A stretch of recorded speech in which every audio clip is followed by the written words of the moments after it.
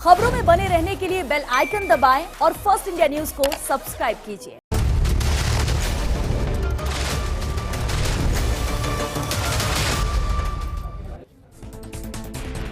नमस्कार, स्वागत है आपका बिग फाइट लाइव में। आपके साथ मैं हूं श्वेता मिश्रा अवस्थी। आज हम बात कर रहे हैं विपक्ष की चुनावी एकता की, जिसे लेकर पीएम मोदी ने भोपाल में मेरा बूथ सबसे मजबूत कार्यक्रम में जमकर हमला बोला। एक और जहां विपक्ष एकजुट होने को लेकर दावा कर रहा है, वहीं दूसरी ओर पीएम मोदी इस एकजुटता को फोटो सेशन बता रहे हैं। मोदी ने कहा कि विपक्षी दलों के पास घोटालों का ही अनुभव है, ऐसे में उनके पास अगर कोई गारंटी है तो वो है घोटालों की गारंटी। आज वे हर घोटालेबाज पर कार्रवाई की गारंटी देते हैं, हर चोर लुटेरे पर कार्रवाई की गारंटी। पटना में हुई बैठक पर तंज कसते हुए कहा कि जो फोटो सेशन हुआ था उसमें जो लोग हैं उन सब का मिलकर जो टोटल लगाएंगे तो ये सब मिलकर 20 लाख करोड़ रुपए के घोटाले की गारंटी है। जिसने देश को लूटा है उसका हिसाब होकर रहेगा। जब जेल की सलाखें सामने दिख रही हैं तो उनकी ये जुगलबंदी हो रही है। चर्चा इस बेहद खास मुद्दे पर। जितने भी लोग वो फोटो में दिखते हैं ना,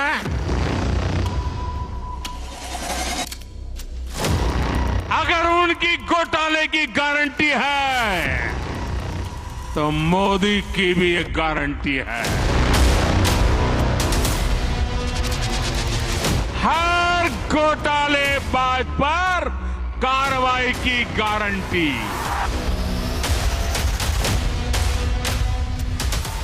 जिसने देश को लूटा है उसका हिसाब तो हो करके रहेगा। जब जेल की सलाखें सामने दिख रही है तब जाकर के ये जुगलबंदी हो रही है।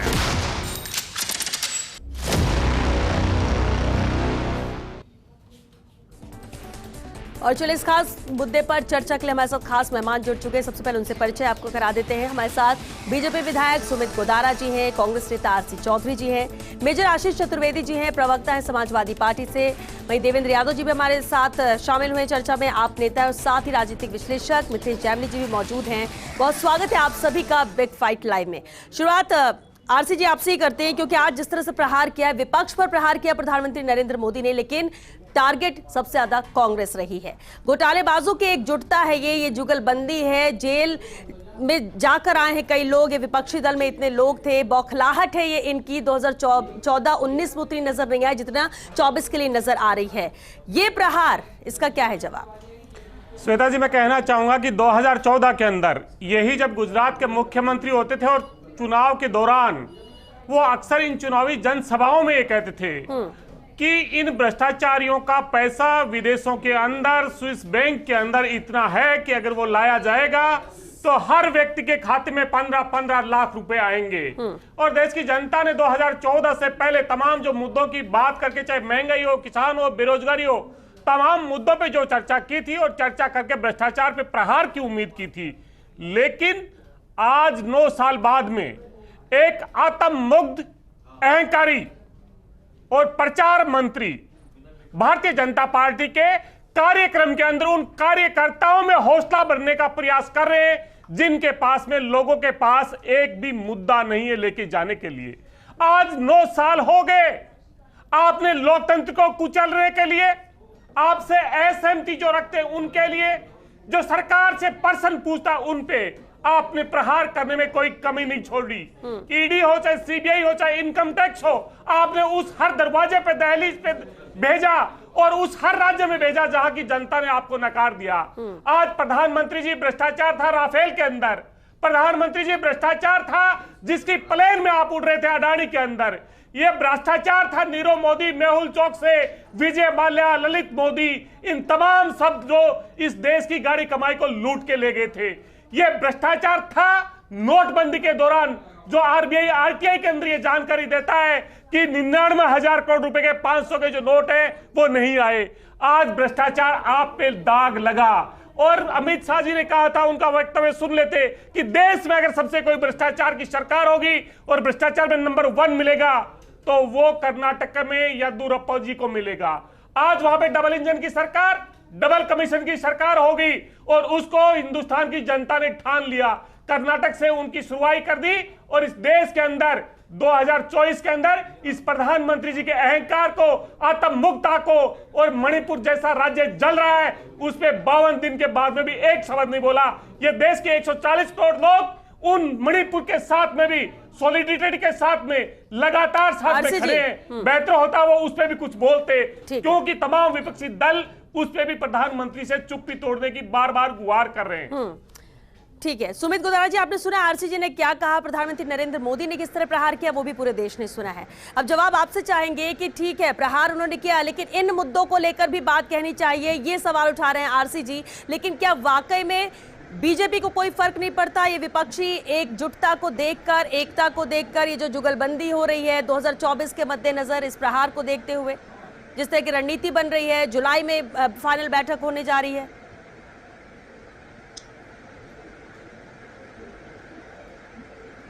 श्वेता जी, आप ये देखिए कि देश में जिस तरह से माहौल बन रहा है, जिस तरह से ये सारी पार्टियों के जो नेता, जो जिनके ऊपर सबसे ज्यादा भ्रष्टाचार के आरोप लगे हैं, देश ने देखा किस तरह इन पार्टियों ने शासन किया देश में और राज्यों में, और किस तरह ये पार्टी है जो ज्यादातर पार्टियां वो सारी एक तरह से पर्सनल फील्ड में, वो कोई राजनीतिक दल काडर बेस्ड पार्टियां नहीं है।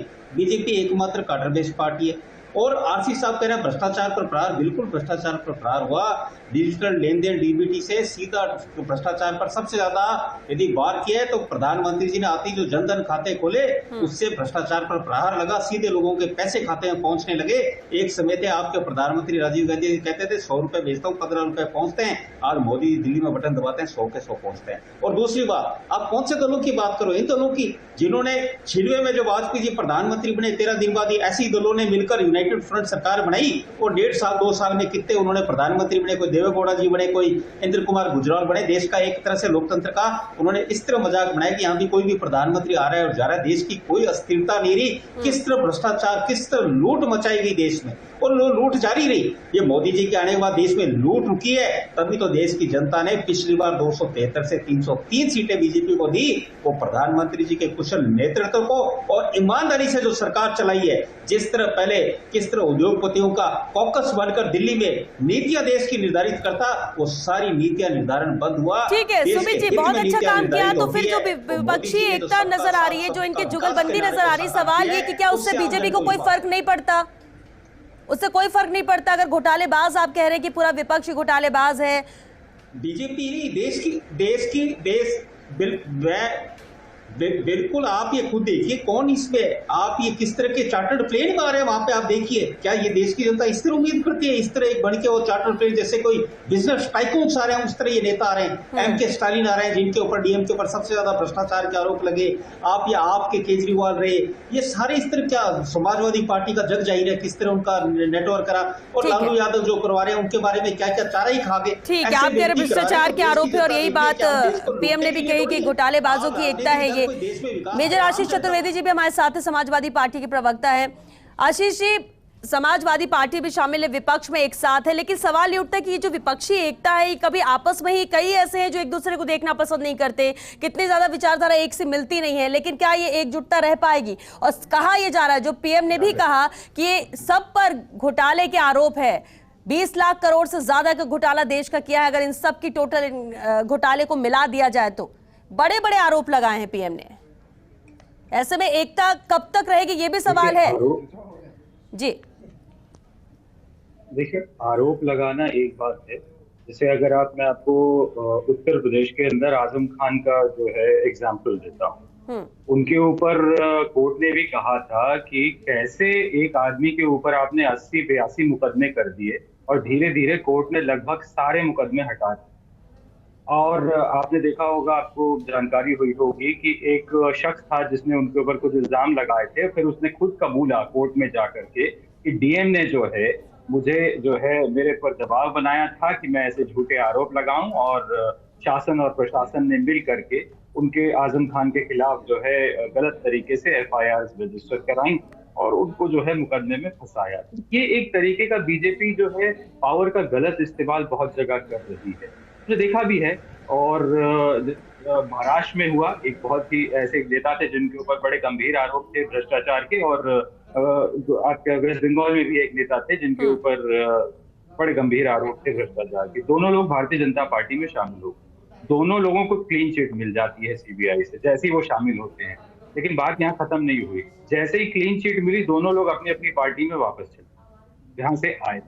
ये भारतीय जनता पार्टी एक्सपोज हो गई बिल्कुल क्लियरली कि कैसे कुछ लोगों पे जिन पे भ्रष्टाचार के आरोप थे आपकी पार्टी में आए तो आपने उनको क्लीन चिट दे दी, वो नहले पे दहला मार गए, वो वापस चले गए। अब आप कुछ नहीं कर सकते थे क्योंकि आप क्लीन चिट दे चुके।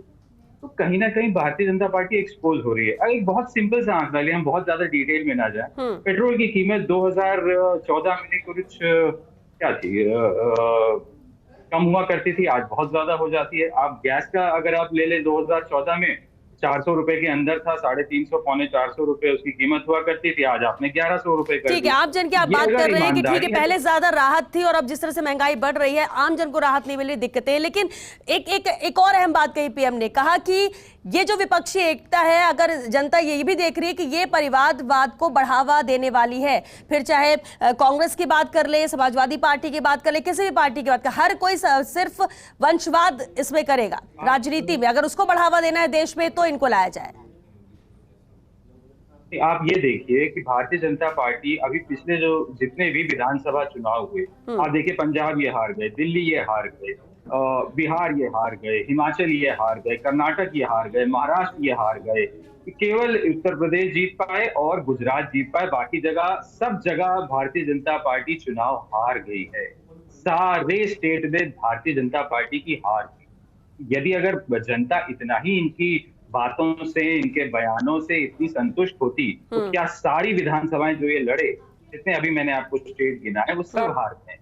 आप मध्य प्रदेश भी हारे थे, लेकिन किसी तरीके से वहां इन्होंने जो है गड़बड़ करके जो है तोड़ मोड़ करके सरकार तो बना ली, लेकिन चुनाव तो हार गए।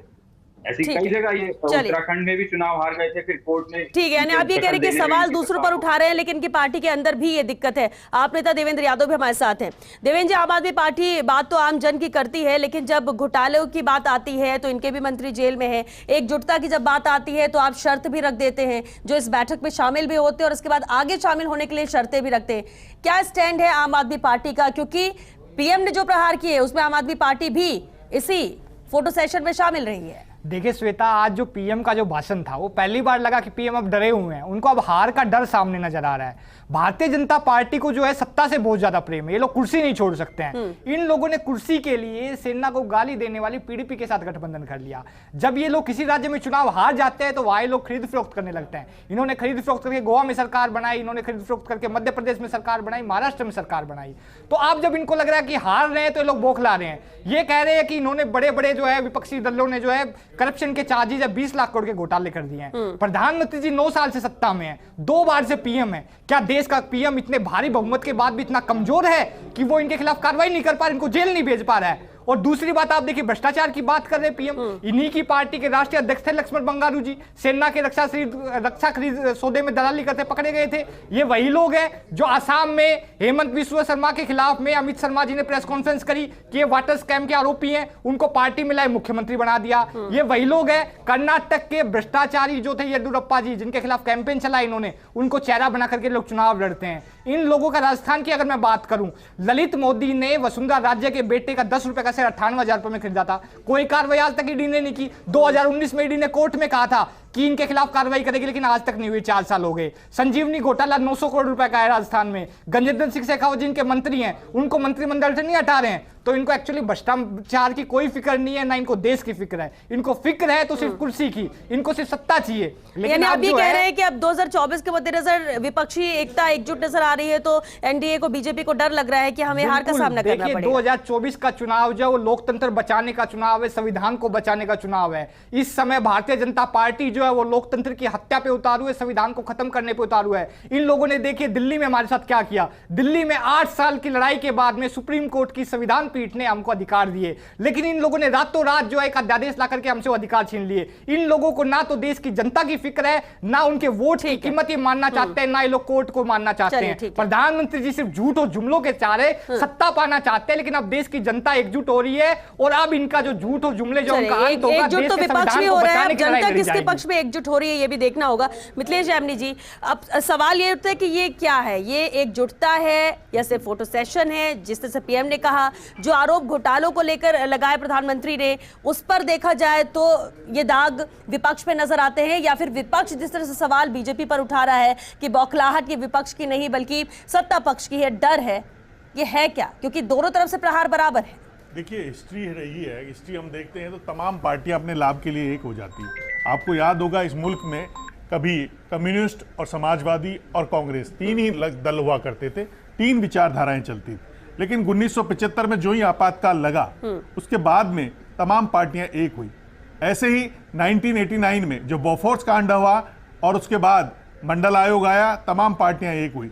लेकिन हुआ क्या, जनता पार्टी से दो लोग नहीं माने और अटल बिहारी वाजपेयी और लाल कृष्ण आडवाणी, तो अलग पार्टी बनी। तो तमाम दल एक हो जाते हैं, लेकिन ये कुनबे की सरकार चलती नहीं है। ये हमने परसों देखा है और देश को भारी नुकसान होता है। आज अमेरिका में कई पूर्व राष्ट्रपति हैं जो किराए के मकान में रह रहे हैं। हमारे यहाँ तो विधायकों को 29 लाख में फ्लैट मिल गया जो 72 लाख में बेच रहे हैं। तो हमारे मुल्क में भ्रष्टाचार अब कोई मुद्दा नहीं रह गया है। इस देश के साथ सबसे बड़ी बात है, अभी बात कर रहे हैं एकता की, समाजवादी पार्टी कह रहे हैं हम 3 सीट से ज्यादा यूपी में कांग्रेस को नहीं देंगे, कांग्रेस कह रही है हम 30 लेंगे। अभी तो बहुत सिकवा गिले हैं। और जो सबसे अहम बात है जो स्टालिन ने कही है कि राहुल गांधी को प्रधानमंत्री बनाया जाए, तो जो रीजनल पार्टियां हैं जो अपने क्षेत्र में मजबूत है, क्या नीतीश कुमार उसको मान लेंगे?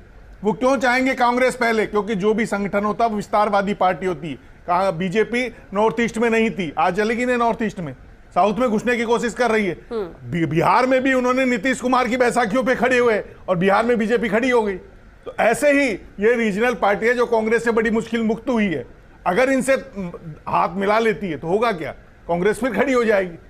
तो आने वाला जो दिन है वो प्रधानमंत्री नरेंद्र मोदी को भी पता है, इतना आसान नहीं है। जिस तरीके से आम आदमी पार्टी अध्यादेश को लेकर ब्लैकमेलिंग पर आ गई है, उसको भी मुद्दा बनाया जाएगा।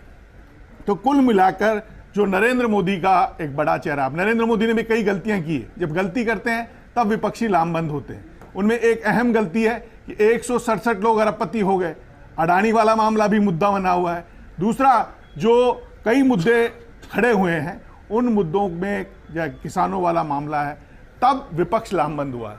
इंदिरा गांधी के खिलाफ भी तभी विपक्ष लामबंद हुआ था, राजीव गांधी के खिलाफ भी 1989 में जब बोफोर्स वाला, क्योंकि मुद्दा चाहिए। जब तक आप सियासी मुद्दा गढ़ेंगे नहीं तब तक। लेकिन अब नरेंद्र मोदी का जो व्यक्तित्व है वो बहुत तेज बड़ा है। अब उसमें कुछ गिरावट भी आई है कर्नाटक चुनाव के बाद में, उसको कैसे देखते हैं। लेकिन जो भ्रष्टाचार की मामला है उसमें आज ही आपने आप राजस्थान के अखबारों में खबरें पड़ी होगी कि हर घर जल नल योजना में 900 करोड़ का घोटाला है राजस्थान में। ममता बनर्जी ने आज ही कहा 0 टॉलरेंस रहेगी, लेकिन वह बंगाल कट लगता है। बंगाल कट में वहां का कार्यकर्ता जिस कॉलोनी में मकान बनाता है उसको उसके मुखिया के पास जाना पड़ता है, पैसे देने पड़ते हैं। जब आपके भ्रष्टाचार के इतने मामले हैं और आप भ्रष्टाचार के मुद्दे पर बीजेपी को घेरना चाहते हैं तो कैसे संभव है? तो प्रधानमंत्री नरेंद्र मोदी के साथ ये सबसे बड़ा प्लस पॉइंट है कि जब वो कहेंगे कौनी मोंजी कौन है, पी चिदम्बरम कौन है, तमाम चीज, शरद पवार पे क्या आरोप है, ममता बनर्जी के भतीजे पे क्या आरोप है, अरविंद केजरीवाल के मंत्री जो जेल में बंद है सत्येंद्र जैन और मनीष सिसोदिया, उन पर क्या आरोप है। तो इस तरीके से विपक्ष को घेरेंगे। और चारा घोटाले में लालू प्रसाद यादव चारा घोटाले में रहे क्या है, समाजवादी पार्टी का क्या हाल है। तो लेकिन एकजुटता पे इसलिए सवाल उठ रहे हैं कि ये आपस में कभी आमने सामने हो जाते हैं, कभी साथ हो जाते हैं। अब एकता की बात कर रहे हैं सिर्फ इसलिए क्योंकि कहना है इनका बीजेपी का कि सिर्फ हमें हराने के लिए कोशिश है कि इनकी विपक्ष एक साथ हो जाए। क्या एक लाइन में समझे, क्या ये पॉसिबिलिटी नजर आती है? ये जो कॉन्फिडेंस दिख रहा है, या फिर बीजेपी का जो कॉन्फिडेंस है वो भारी पड़ेगा? देखिए, कॉन्फिडेंस है, कॉन्फ्लिक्ट है, ये अभी कहना दूर की बात होगी, क्योंकि ये इतनी विचारधारा के लोग हैं। आप देख लीजिए क्या शिवसेना इनके साथ जाकर महाराष्ट्र में चुनाव जीत पाएगी? कई विचार, क्योंकि हर पार्टी का एक डीएनए होता है, उस डीएनए से वो छेड़छाड़ करती है तो जनता उसका साथ छोड़ देती। कांग्रेस के साथ क्या हुआ? कांग्रेस का यही हुआ, कांग्रेस कर रही थी नाराज, लेकिन जो ही करप्शन, कोनी मोंजी, 2G घोटाला, पी चिदम्बरम घोटाला, जनता को लगा लूट डाला और हो गया काम। जब तक आप नरेंद्र मोदी के ऊपर इतने आरोप है नहीं, उनके मंत्रियों पर भी आरोप है नहीं, तो आप पब्लिक का माइंड कैसे कन्वर्ट करेंगे? सबसे इंपॉर्टेंट चीज है पब्लिक नैरेटिव कैसे सेट करेंगे? एकजुटता है या फोटो सेशन? एक लास्ट कमेंट एक लाइन में जरूर आरसी जी आपसे। देखिए श्वेता जी, मैं तमाम इनको सुन रहा था। मैं ये कहना चाहूंगा कि क्षेत्रीय दलों की अपने एस्पायरेशंस होते हैं, अपने मुद्दे होते हैं क्षेत्रीय लेवल पे, लेकिन ये पता होना चाहिए कि एनडीए के साथ में भी 2019 के अंदर जहां पे 21 दल थे, आज उसके घटक दल छोड़ के चले गए। आज गत जो 5 वर्षों में चुनाव हुए 31 राज्यों में से सिर्फ 6 राज्यों में भारतीय जनता पार्टी की सरकार है। जो मिथिलेश जेमिनी जी ने कट मनी की बात की, ये भारतीय जनता पार्टी आरोप लगाती थी, वहां की जनता ने जनादेश दे दिया भारतीय जनता पार्टी को हटा के। इसलिए आज मुद्दे ये नहीं है, आज मुद्दे ये हैं कि देश में पहली बार, आजाद भारत में पहली बार सुप्रीम कोर्ट के 4 जज मीडिया के सामने आके कहते हैं कि जनता को जागना होगा, सुप्रीम कोर्ट में सब कुछ ठीक नहीं चल रहा। आजाद भारत में पहली बार होता है कि सीबीआई के कार्यालय पे आधी रात को रेड पड़ती है। ये आजाद भारत में पहली बार हो रहा है। 9 साल के अंदर एक भी सत्तारूढ़ दल के नेता पे ईडी की रेड नहीं होती, तमाम विपक्षी आवाजों पे रेड होती है। ये पहली बार होता है जब चुनाव आयोग के लोग हैं वो चुनाव आयोग पे प्रश्न उठा रहे हैं कि ऐसी बहुत सी चीजें हुई जो पहली बार हुई है सरकार आने के बाद। इसलिए सुमित जी, श्वेता जी, मैं ये कहूंगा कि मोदी जी पूरे विश्व में सबसे पॉपुलर लीडर के रूप में उभरे हैं। अमेरिका के राष्ट्रपति जब कहते हैं जो बिडेन जी मुझे आपका ऑटोग्राफ दीजिए, जब ऑस्ट्रेलिया के प्रधानमंत्री कहते हैं बॉस, देश के सबसे पॉपुलर लीडर के रूप में भारतवंशियों का गौरव हुआ है। तो ये इसी वजह से ये कांग्रेस और सारे दल सहन नहीं कर पा रहे, और ये भ्रष्टाचारियों का सारा एकजुट हो रहा है। उनको पता है जिस तरह मोदी जी भ्रष्टाचार कर रहे हैं, सारे मंत्री इनके जेल में जा रहे हैं। जिस तरह बंगाल में जिस तरह कैश किया गया था, पकड़ा गया था, तो इनको डर है, इनको लग रहा है कि भ्रष्टाचार कर नहीं पा रहे, और इनका परिवार जो आगे बढ़ा रहे हैं उनके सब पे ब्रेक लग गए। और राष्ट्र विरोधी ताकत है। आप देखिए राहुल गांधी जहाँ जाते हैं, जब भारत तेरे टुकड़े होगा जार, वहां नारे लगते हैं, और वहां जाकर राहुल गांधी उनको माला पहराते हैं। किस चीज की राजनीति ये करेंगे? देश जान चुका है। देखिए, विपक्ष को भी कामयाबी तो मिल रही है, कांग्रेस भी राज्यों में सरकार बना रही है, लेकिन 2024 के मद्देनजर भी बेहद अहम है कि क्या ये जो आरोप लग रहे हैं, सियासी खेल की बात हो रही है, क्या ये विपक्ष कर रहा है?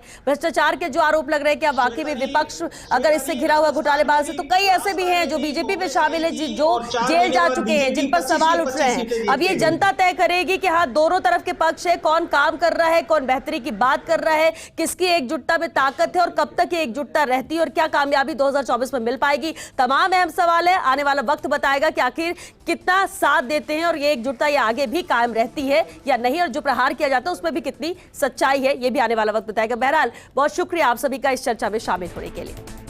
और चलिए इसी के साथ बिग फाइट लाइव में आज के लिए बस इतना ही। नमस्कार।